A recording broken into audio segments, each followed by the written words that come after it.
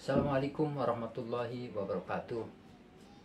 Umat Islam di Indonesia jumlahnya mayoritas, tetapi yang mayoritas ini tidak punya kekuatan sama sekali. Di bidang politik pun kalah, apalagi di bidang ekonomi sangat kalah. Umat Islam seperti tidak bisa apa-apa. Inilah yang membuat Anwar Abbas, Wakil Ketua Umum MUI, prihatin dengan kondisi umat Islam. Karena itu, mari kita dengarkan pendapat Anwar Abbas yang juga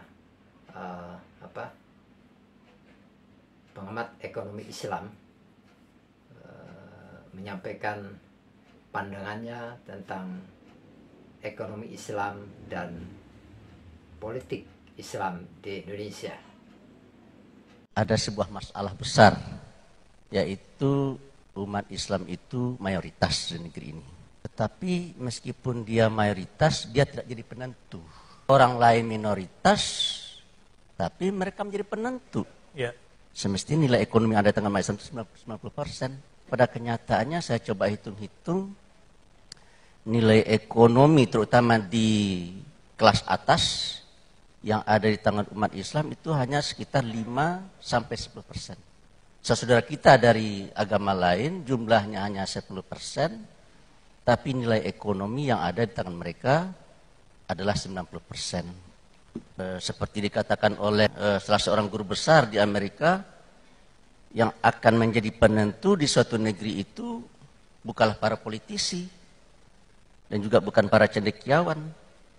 Yang akan menjadi penentu di suatu negeri itu adalah katanya yang menguasai sumber daya material di negara tersebut.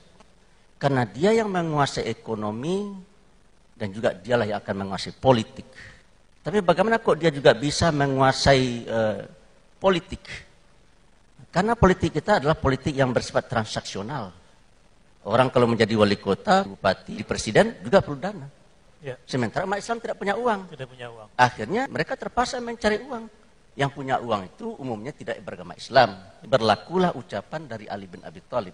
Jika engkau memberi kepada orang yang engkau kehendaki, maka engkau akan bisa memerintah-merintahnya. Ya. Dan kalau engkau meminta-minta kepada orang tertentu, maka engkau akan menjadi tawanannya. Dan saya rasa umat Islam di negeri ini menurut saya berada dalam posisi yang diperintah-perintah dan tertawan. Dan saya sangat setuju dengan apa yang dikatakan oleh Pak Anies Baswedan, yaitu jangan kita berusaha untuk mengecilkan yang besar, tapi kita harus fokus kepada bagaimana caranya membesarkan yang kecil. Baik. Sehingga struktur masyarakat kita dari yang hari ini berbentuk piramid, di mana kelas atasnya kecil, kelas menengah agak besar, dan yang paling besar adalah lapis bawah, kita transformasikan bentuknya ke dalam bentuk belah ketupat, di mana yang di atas kecil, yang di tengah besar, dan yang di bawah juga kecil. Kalau kita kutip pandangan Pak Habibie, kelas atas itu cukup 2%, kelas menengah itu 90%, dan kelas bawah itu 3%. Dan saya rasa kalau ini bisa terwujud, inilah yang disebut dengan baldatun thayyibatun wa rabbun ghafur. Luar biasa.